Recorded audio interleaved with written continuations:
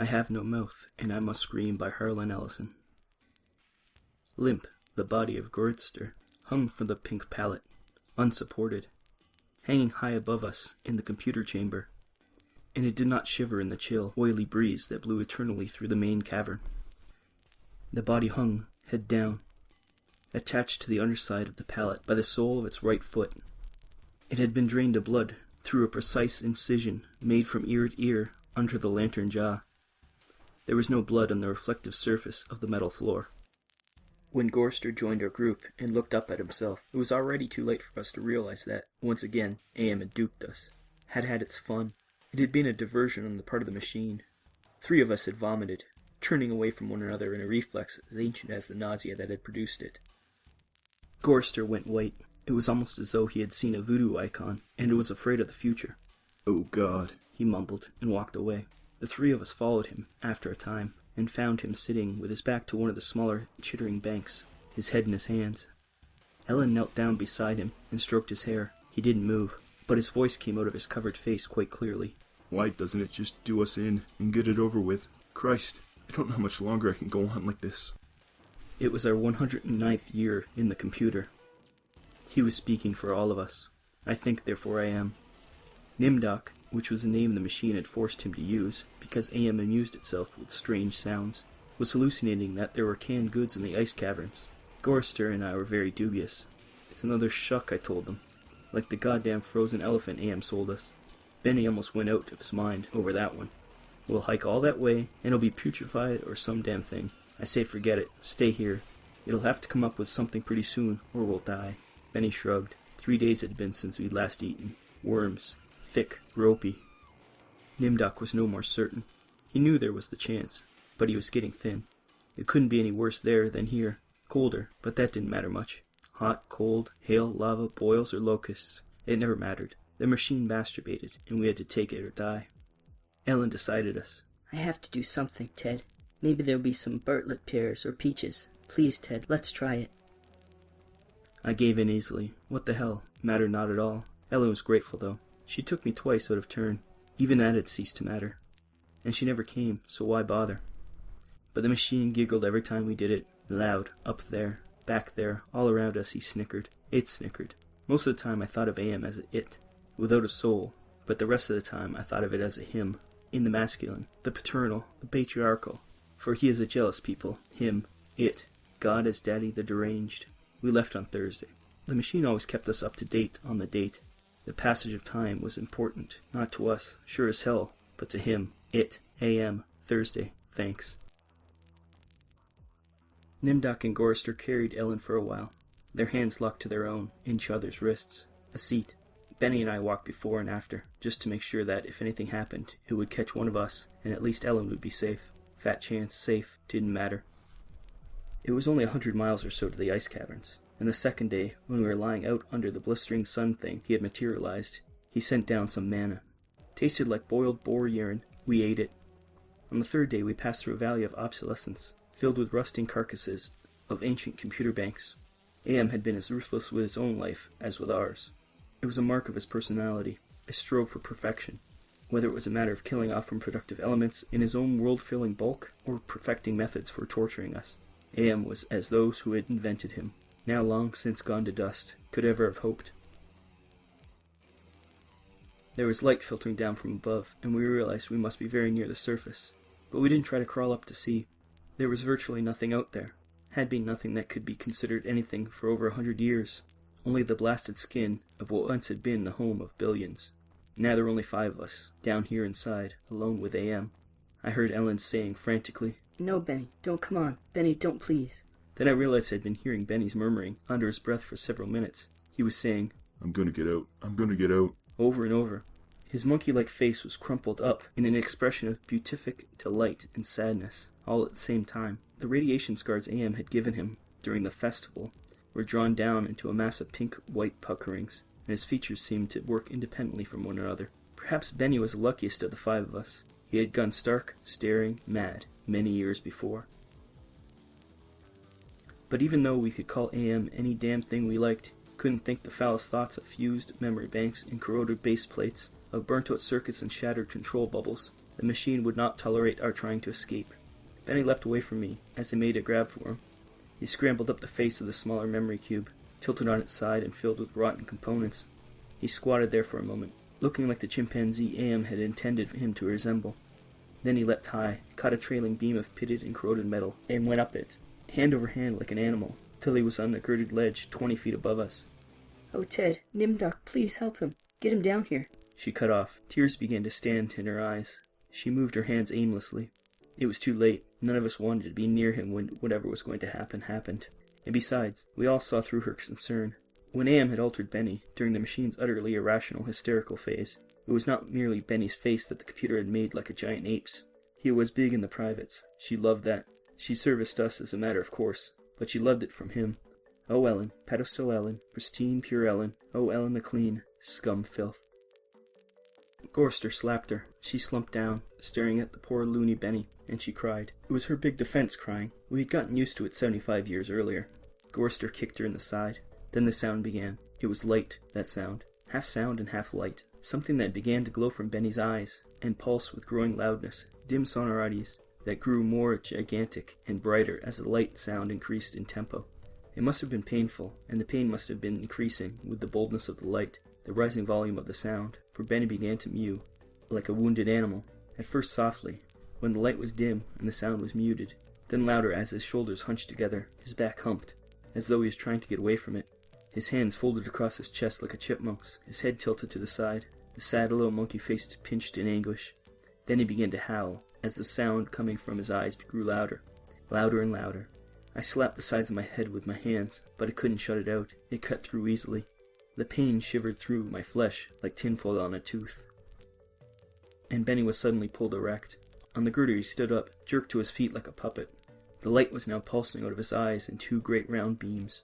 The sound crawled up and up, some incomprehensible scale, and then he fell forward, straight down, and hit the plate steel floor with a crash. He lay there jerking spastically, as the light flowed around and around him, and the sound spiraled up, out of normal range. Then the light beat its way back inside his head. The sound spiraled down, and he was left lying there, crying piteously. His eyes were too soft, moist pools of pus-like jelly. AM had blinded him. Gorster and Nimdoc and myself, we turned away, but not before we caught the look of relief on Ellen's warm, concerned face. Cogito ergo sum. Sea-green light suffused the cavern where we made camp.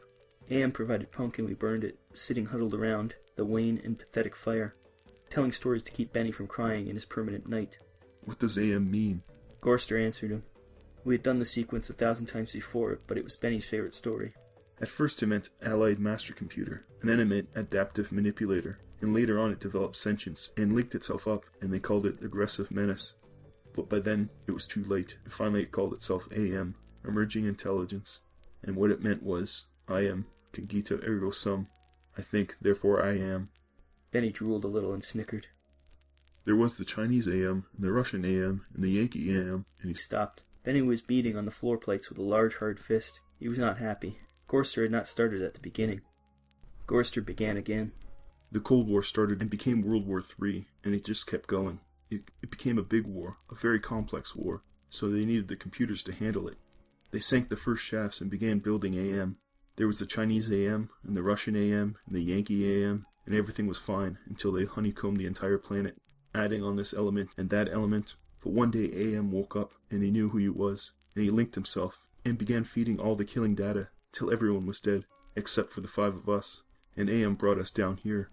Benny was smiling sadly. He was also drooling again. Ellen wiped the spittle from the corner of his mouth with the hem of her skirt. Gorster always tried to tell a little more succinctly each time, but beyond the bare facts there was nothing to say. None of us knew why AM had saved 5 people, or why our specific 5, or why he spent all this time tormenting us, or even why he had made us virtually immortal. In the darkness, one of the computer banks began humming. The tone was picked up a half a mile away, down the cavern by another bank. Then one by one, each of the elements began to tune itself, and there was a faint chittering, as thought raced through the machine. The sound grew, and the lights ran across the faces of the consoles like heat lightning. The sound spiraled up, till it sounded like a million metallic insects, angry, menacing. "What is it?" Ellen cried. There was terror in her voice. She hadn't become accustomed to it, even now. "It's going to be bad this time," Nimdoc said. It's going to speak, Gorster said. I know it. Let's get the hell out of here, I said suddenly, getting to my feet.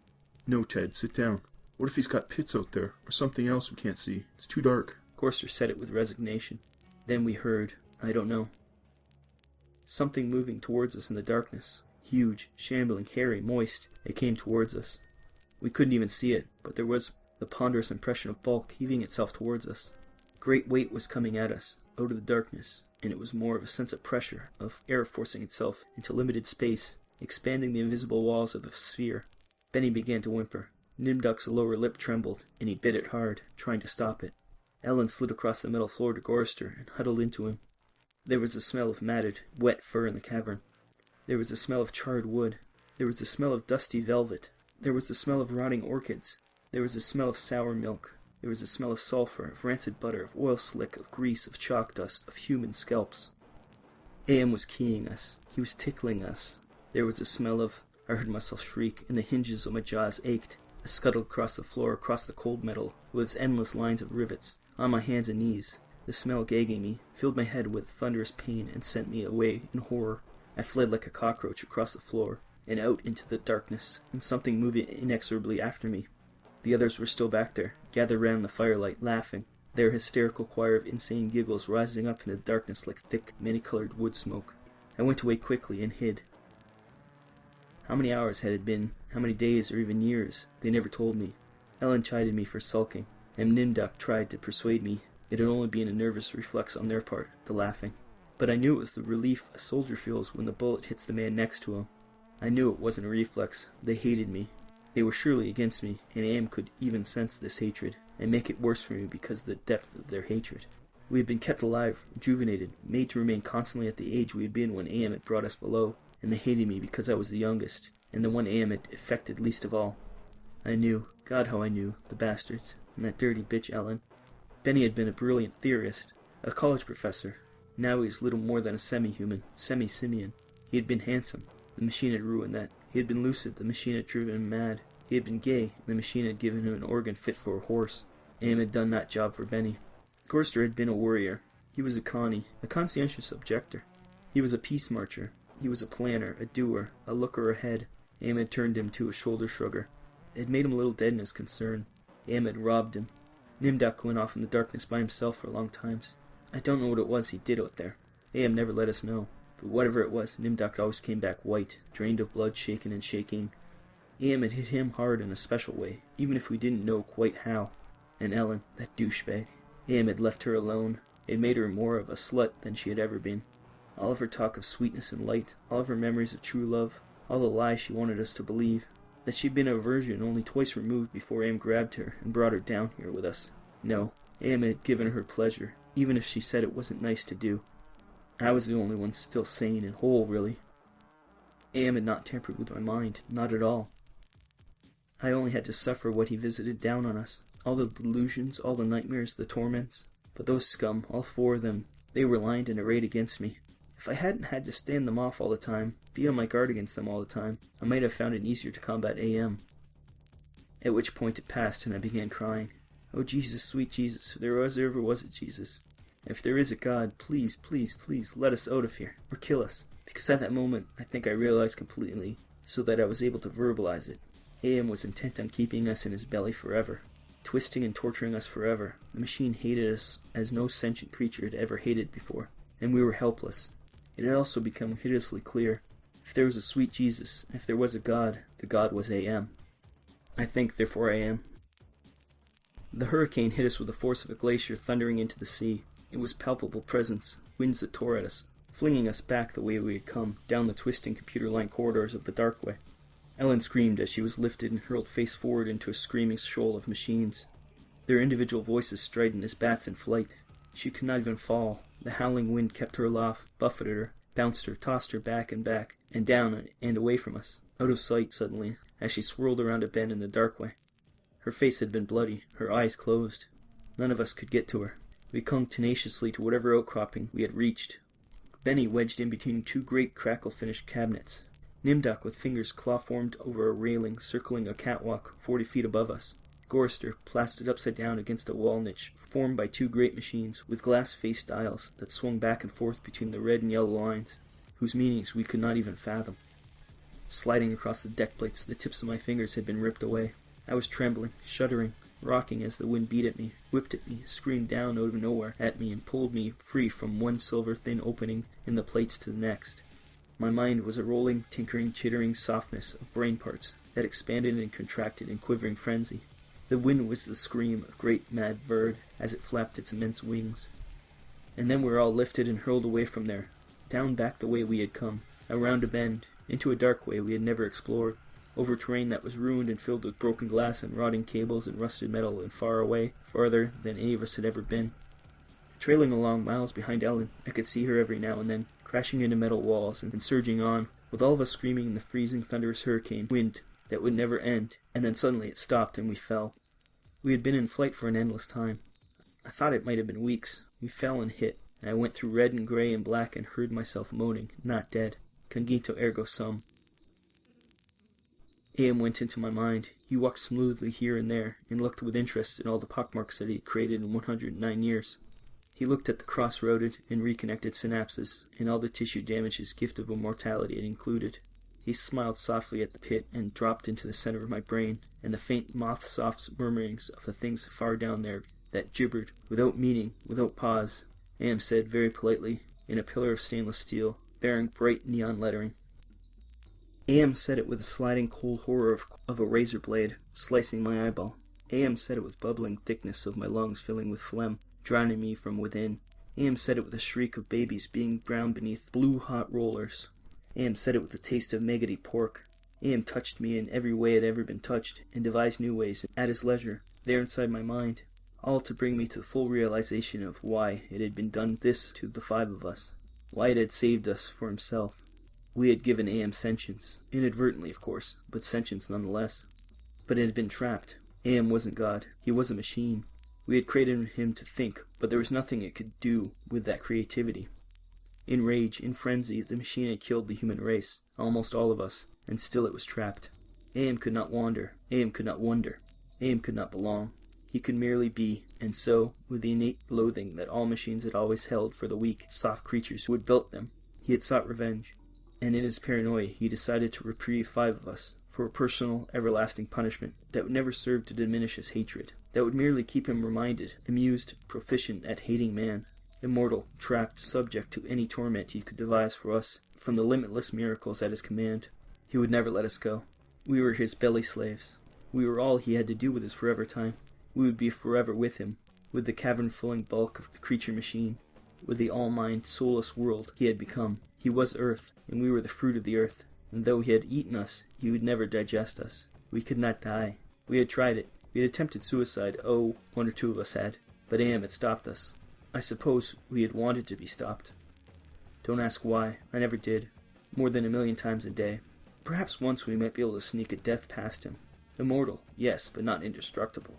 I saw that when AM withdrew from my mind, and allowed me the exquisite ugliness of returning to consciousness with the feeling of that burning neon pillar still rammed deep into the soft gray brain matter.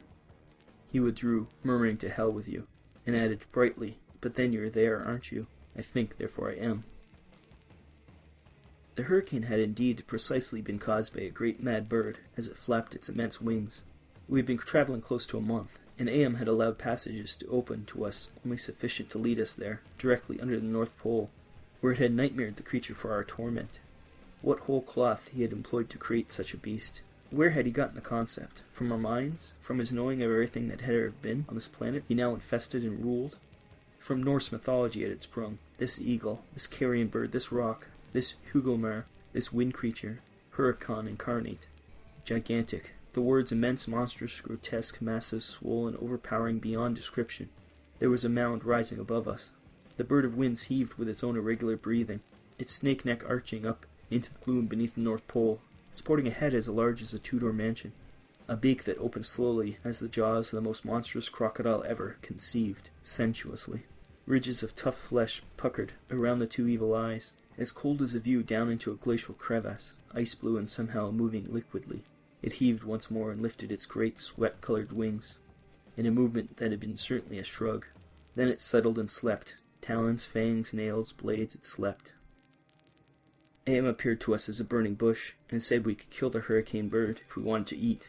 We had not eaten in a very long time, but even so, Gorster merely shrugged. Benny began to shiver, and he drooled. Ellen held him. Ted, I'm hungry, she said. I smiled at her. I was trying to be reassuring, but it was a phony as Nimdok's bravado. Give us weapons, he demanded. The burning bush vanished, and there were 2 crude sets of bows and arrows, and a water pistol lying on the cold deck plates. I picked up a set. Useless. Nimdok swallowed heavily. We turned and started the long way back. The hurricane bird had blown us about for a length of time that we could not conceive. Most of that time we'd been unconscious. We'd not eaten. A month on the march to the bird itself, without food. Now much longer to find our way to the ice caverns, and the promised canned goods. None of us cared to think about it. We would not die. We would be given filth and scum to eat, of one kind or another, or nothing at all. Our aim would keep our bodies alive somehow, in pain, in agony. The bird slept back there. For how long it didn't matter. When Am was tired of its being there, it would vanish, but all that meat, all that tender meat. As we walked, the lunatic laugh of a fat woman rang high and around us in the computer chambers that led endlessly nowhere. It was not Ellen's laugh. She was not fat, and I had not heard her laugh for 109 years. In fact, I had not heard. We walked. I was hungry. Cogita ergo sum. We moved slowly. There was often fainting, and we would have to wait. One day he decided to cause an earthquake, at the same time rooting us to the spot with nails through the soles of our shoes. Ellen and Nimdok were both caught when a fissure shot its lightning bolt opening across the floor plates. They disappeared and were gone. When the earthquake was over, we continued on our way, Benny, Gorster, and myself. Ellen and Nimdok were returned to us later that night, which abruptly became a day, as the heavenly legion bore them to us with a celestial choir singing, Go Down Moses. The archangels circled several times and then dropped the hideously mangled bodies.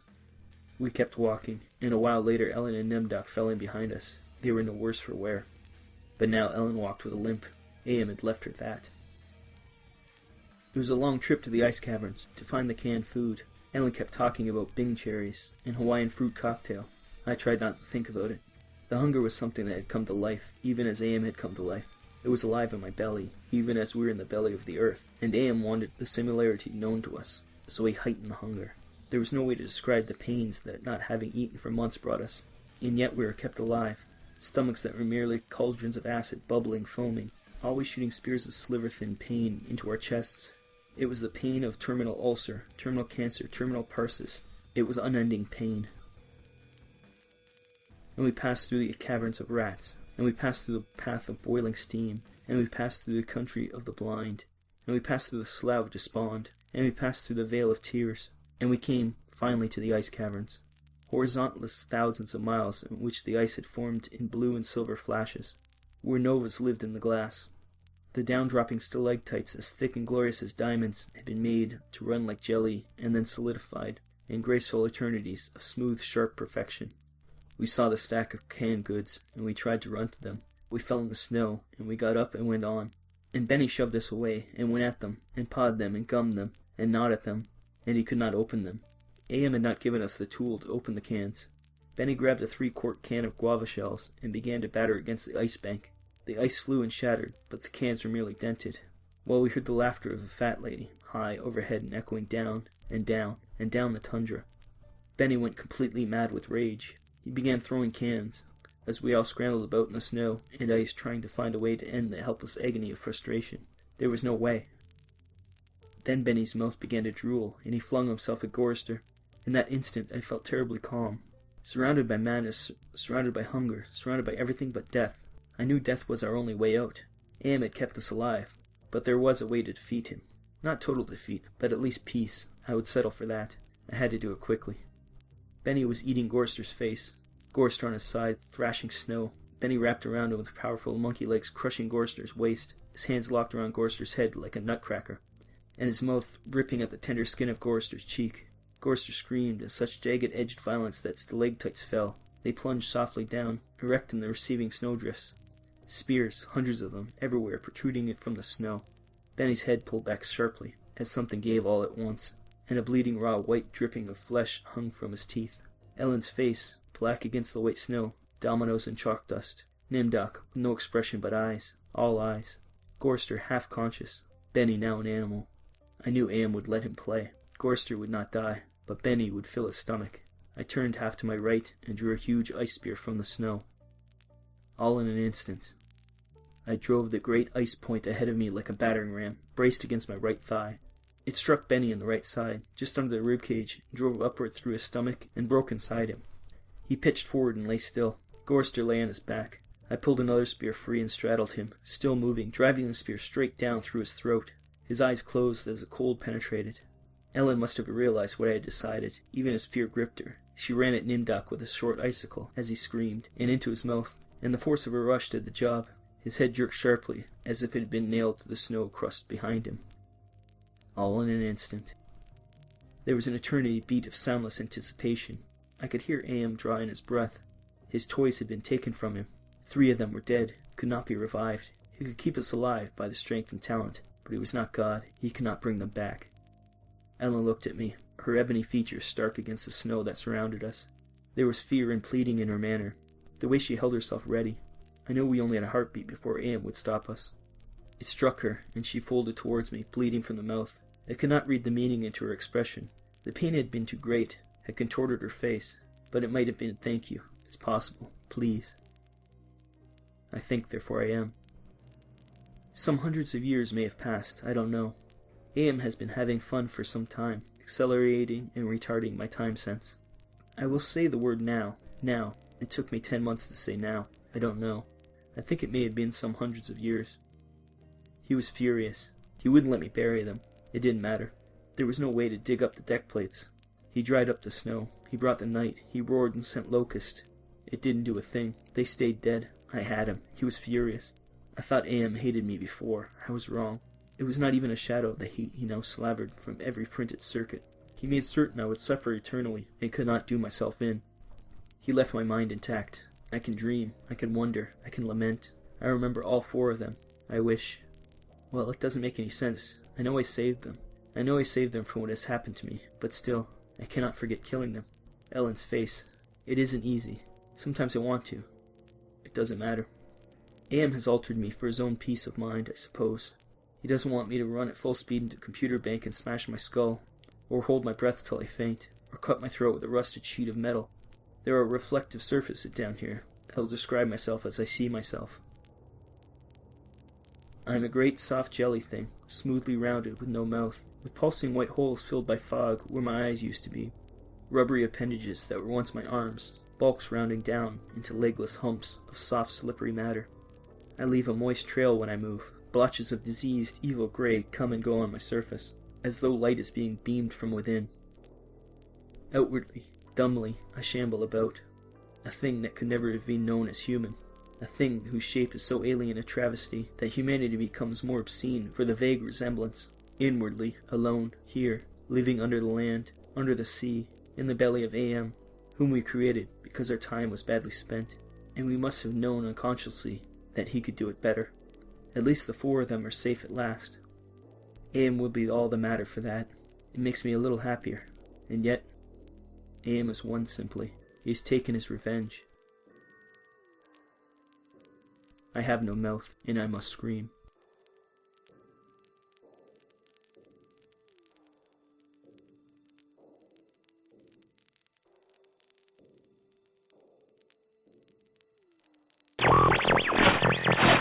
Son of a bitch! Of what? Vinnland oldtimeradio.podbean.com